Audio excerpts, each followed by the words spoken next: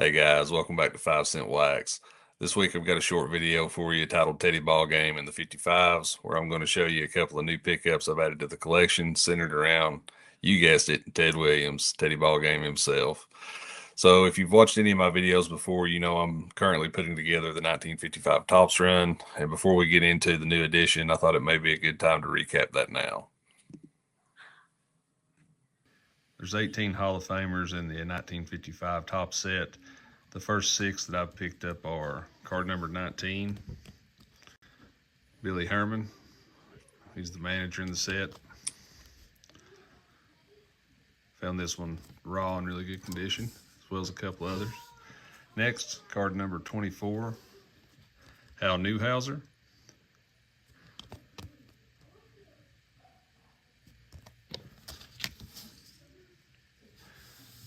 Card number 31, Warren Spahn. This is a really pretty card. I love the green background cards.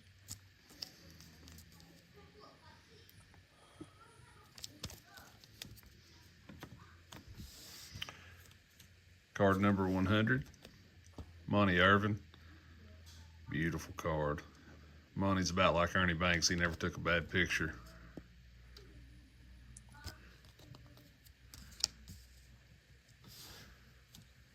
Card number 124. This is the Harmon Killebrew. This is actually his rookie.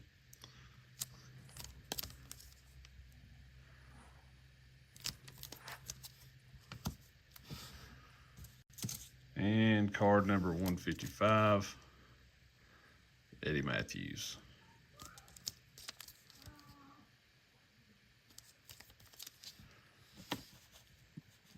So there you have the first 6 in the run.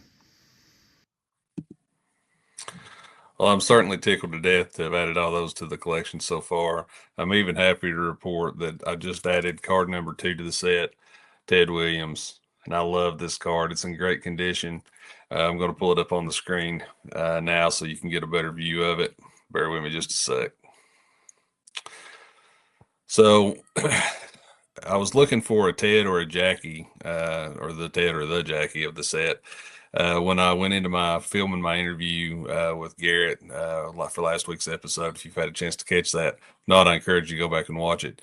But the interview ended up costing me money because looking around on Garrett's side, I ended up stumbling across this Ted.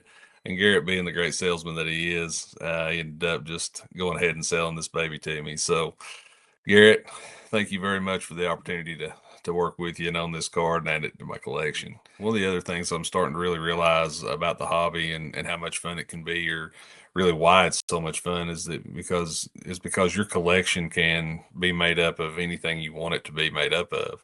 So I have autographed balls and bats and other memorabilia type items that I consider part of my collection. But I was looking for an item or some items to add some Ted Williams into my collection and be able to display here in the bonus room / card room, quickly becoming more of a card room, maybe to my wife's chagrin, as you can tell by the display that's gone up behind me and some other stuff I've got going on in this room.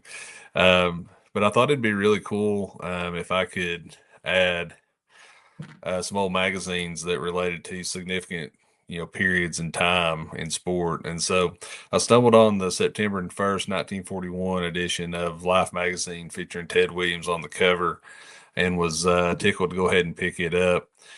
I think it's so interesting that, this was 27 days before Ted would go to Shibe Park and end up playing a doubleheader for the last games of the series against the Athletics, and end up going 6 for 8 and batting .406 during that historic year. I think it's even crazier to think about the connection to our history and world history at that time, because just 3 short months later, the Japanese would bomb Pearl Harbor on December 7th of 1941, plunging America into war. And of course, not to tell the Ted Williams story here, but we know that, Ted was kind of hesitant as a breadwinner and a ball player, not really wanting to go off to war.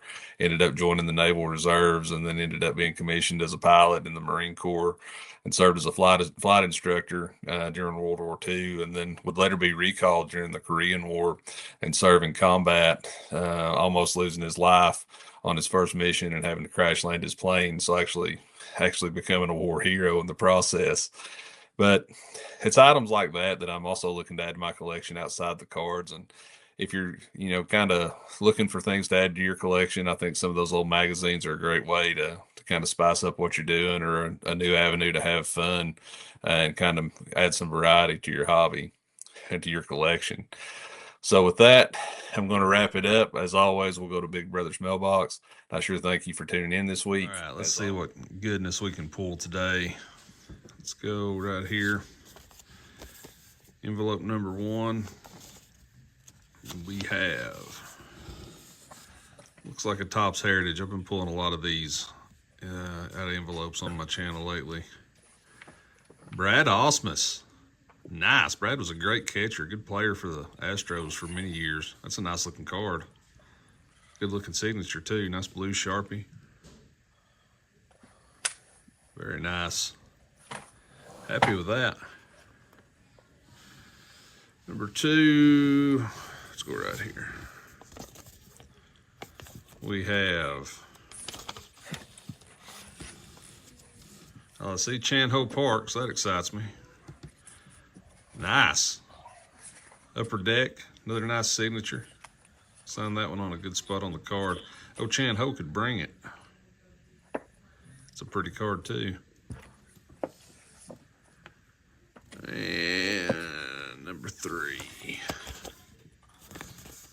Where's the top at? Right here. We have, looks like another Upper Deck. Mark Pryor.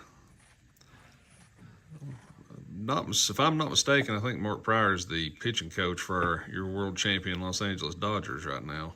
He was a great pitcher in his own right. That's a nice card too. So great day in Big Bro's mailbox. We pulled some good ones.